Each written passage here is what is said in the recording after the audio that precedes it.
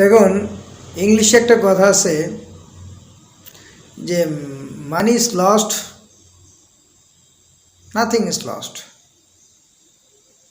Health is lost, something is lost, but character is lost, everything is lost.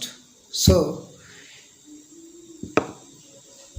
দেখেন, আপনি টাকা পয়সা যদি রোজগার হারিয়ে যায় বা লস হয়, সেটা এক সময় পাবেন যদি বেঁচে থাকেন।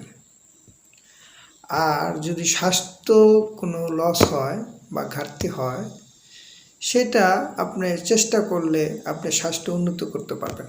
কিন্তু একবার যদি আপনার মান সম্মান ইজ্জত যদি লস হয়ে যায়, সেই লসটা মৃত্যুর পরও আপনি এই লস কোনো দিন পূরণ করতে পারবেন না। আপনি মারা যাওয়ার পরও আপনাকে মানুষ কলঙ্কিত করবে যে সেই লোকটা খারাপ ছিল, সে লোকটা চরিত্রহীন ছিল। সো